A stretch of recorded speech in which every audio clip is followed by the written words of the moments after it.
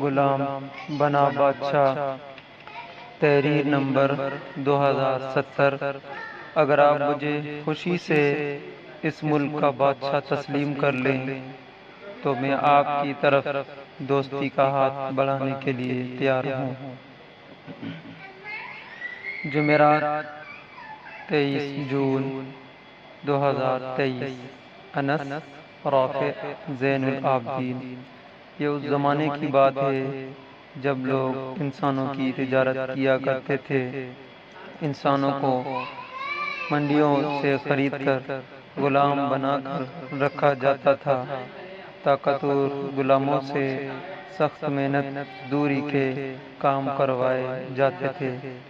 جب یہ غلام ذرا کمزور اور بوڑھے ہوتے ہوئے نظر آتے تو ان کے بدلے میں غلاموں کا تبادلہ منڈیوں میں کیا جاتا تھا۔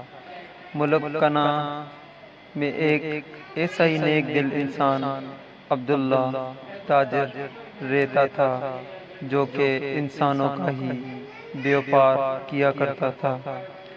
ایک دن یہ تاجر اپنے چند کمزور غلاموں کو انسانوں کی منڈی میں فروخت کرنے لے گیا۔ جب یہ تاجر منڈی میں پہنچا تو اس نے ایک بڑے ہجوم میں دیکھا کہ ایک شخص غلام کو اونچی جگہ بٹھا کر اس کی بولی لے رہا تھا۔ اس تاجر نے سوچا کیوں نہ میں بھی اس غلام کو خریدنے کی بولی دوں۔ جاری ہے۔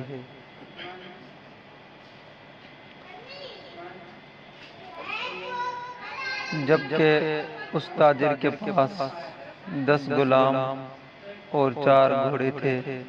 ایک غلام خریدنے کے لیے یہ رقم بہت زیادہ تھی۔ اس تاجر نے جب اپنے 10 غلام اور 4 گھوڑوں کو فروخت کر دیا تو اس نے بھی بولی میں حصہ لیا۔ اس غلام کو خریدنے کے لیے تاجر لوگ بہت دور دور سے آئے ہوئے تھے۔ وہ غلام جس بڑے تاجر کے پاس تھا وہ اس غلام کی کئی خوبیاں بیان کر رہا تھا۔ ہر خوبی کے بدلے میں رقم بڑھا کر بتاتا رہا۔ بولی کئی دنوں تک لگتی رہی مگر وہ تاجر ہر روز غلام کی رقم بڑھا دیتا۔ اس تاجر نے جب غلام کی خوبیاں پوچھی تو بڑے تاجر نے کہا یہ غلام کوئی عام غلام نہیں ہے۔ اس غلام پر میں نے بہت رقم خرچ کی ہے۔ میں نے جب یہ غلام خریدا تھا اس وقت یہ 10 برس کی عمر کا بچہ تھا۔ میں نے اس غلام کو پورے 15 سال پڑھایا لکھایا اور اس کی فوجی تربیت کے ساتھ ساتھ کئی ملکوں کی بولیاں بھی سکھائی ہیں۔ اس تاجر نے اس غلام کی جب خوبیاں سنی تو اس نے اپنے دل میں عہد کر لیا کہ وہ اس غلام کو ضرور خریدے گا، چاہے اسے اس غلام کی کتنی ہی قیمت کیوں نہ چکانی پڑے۔ آخرکار اس تاجر نے کئی دنوں کے بعد اپنے 60 غلاموں کے بدلے میں ایک مہنگا ترین غلام خرید لیا اور اس کو اپنے ساتھ گھر لے آیا۔ اس غلام کو تاجر نے اپنے دوسرے غلاموں سے ملوایا جو تعداد میں کہیں زیادہ تھے۔ آس پاس کے اور دور دراز کے بستی والوں نے جب یہ خبر سنی کہ یہ عبداللہ تاجر نے 60 غلاموں کے بدلے میں ایک غلام کو خریدا ہے، کئی دنوں تک اس غلام کو لوگ دیکھنے کے لیے دور دور سے آتے رہے۔ تاجر نے اس قیمتی غلام کا نام آزاد رکھ دیا۔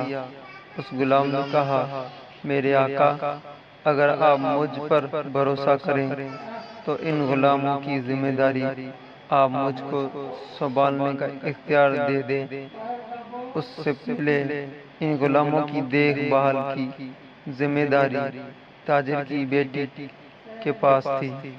تاجر نے غلام کو اس لیے آزاد نہیں کروایا تھا کہ وہ بھی اس غلام کو کسی منڈی میں جا کر اونچی بولی میں فروخت کرے گا، بلکہ تاجر کے دل میں یہ خیال تھا، علم خود ایک بہت بڑی دولت ہے، میں نے اس غلام کو خرید کر گھاٹے کا سودا نہیں کیا۔ تاجر اب ملک میں اپنے نیک عمل کی وجہ سے پہچانا جانے لگا۔ ایک دن رات کے وقت آزاد غلام دیوار پر کوئلے سے تصویریں بنا رہا تھا۔ تاجر کی بیٹی نے جب یہ تصویریں دیکھی تو اس کی روح کانپ اٹھی۔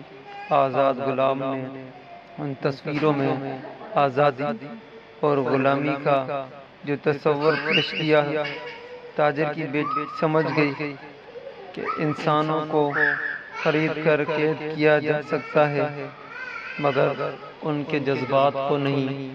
تاجر کی بیٹی نے یہ سب کچھ دیکھنے کے بعد آزاد غلام کو کہا، تم اپنی مرضی سے آ جا سکتے ہو۔ اس طرح وقت گزرتا گیا۔ آزاد غلام نے تاجر کے دوسرے غلاموں کو پڑھنے لکھنے کے ساتھ ساتھ فوجی تربیت بھی دی۔ جبکہ تاجر نے ایک پڑھا لکھا غلام خریدا تھا، اب اس تاجر کے پاس کئی پڑھے لکھے غلام تھے۔ اس ملک کا بادشاہ کئی بار پانی کے مسئلے کی وجہ سے اپنے ہمسایہ ملک سے جنگ کر چکا تھا، مگر ہر بار ہارنے کی وجہ سے بادشاہ کے ذہن میں کامیابی کی کوئی ترکیب نہیں آ رہی تھی۔ کھیت سوکھ رہے تھے، جانور بھوک اور پیاس کی وجہ سے مر رہے تھے، ملک میں اناج کا قحط پڑ گیا۔ دن بدن ملک میں اناج کی کمی بڑھتی جا رہی تھی۔ ایک دن بادشاہ کے وزیر نے بادشاہ سے کہا، بادشاہ سلامت، آپ مجھے بولنے کی اجازت دیں تو میں ملک کی بہتری کے لیے آپ کو کوئی مشورہ دوں۔ بادشاہ نے کہا، اجازت ہے۔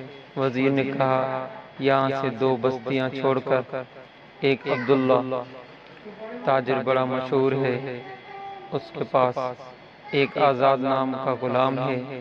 تاجر نے اسے 60 غلاموں کے بدلے میں خریدا تھا، اور یہ بھی سنا ہے عبداللہ کے پاس کئی فوجی تربیت یافتہ غلام بڑی تعداد میں ہیں۔ بادشاہ سلامت، اگر آپ آزاد غلام کو اس بار فوج کا سالار بنا کر بھیجیں تو مجھے یقین ہے اس مرتبہ ہمسایہ ملک سے جنگ ضرور جیتیں گے۔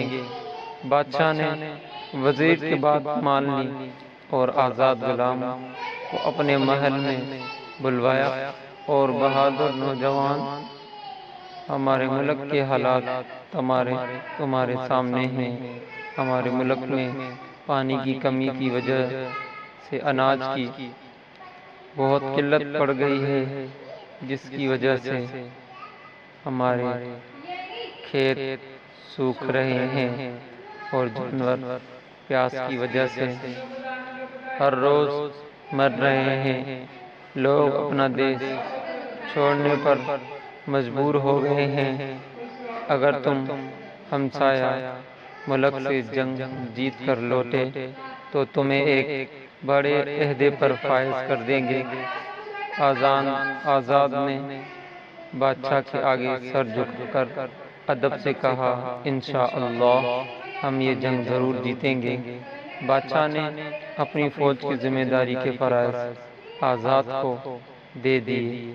آزاد نے پہلے کئی ہفتوں تک بادشاہ کی فوج کو تربیت دی، پھر ایک بھاری لشکر کے ساتھ فوج روانہ ہونے سے پہلے تاجر کی بیٹی نے آزاد سے کہا، میں بھی سپاہیوں کے ساتھ چلوں گی، زخمیوں کی دیکھ بھال کے لیے اس سے پہلے تاجر کی بیٹی اپنے غلاموں کی دیکھ بھال کے کاموں میں حصہ لیتی تھی، اور جنگ ہمسایہ ملک کے ساتھ شروع ہو گئی۔ یہ جنگ کئی مہینوں تک جاری رہی۔ آخرکار آزاد کی سردیوں میں جنگ کرنے کی وجہ بادشاہ کی سمجھ میں آ گئی۔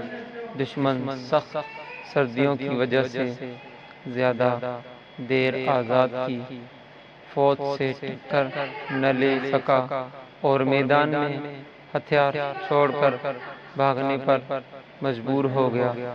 وہاں کے بادشاہ کا رستم گھوڑا بھی آزاد نے اپنے قبضے میں لے لیا اور فتح کا اعلان کر دیا، اور ارد گرد کے بہت سے علاقے بھی اپنے قبضے میں لے لیے۔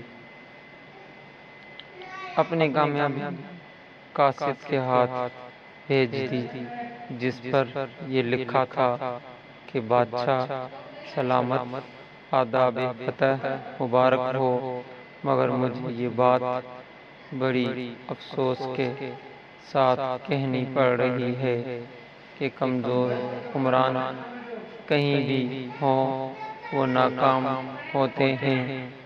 میں اگر آپ کے پاس جنگ جیت کے واپس آتا ہوں تو آپ مجھے زیادہ سے زیادہ وزیر یا گورنر بنا دیں، مگر میں اب واپس نہیں آنا چاہتا۔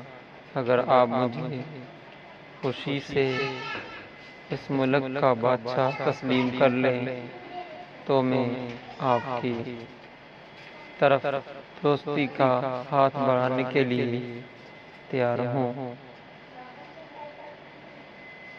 اگر آپ مجھے اس ملک کا بادشاہ نہیں مانتے تو پھر جنگ کے لیے تیار ہو جائیں۔ بادشاہ کو جب قاصد نے یہ پیغام پڑھ کر سنایا تو بادشاہ نے کہا، بہادر لوگ اپنی جگہ خود بنا لیتے ہیں۔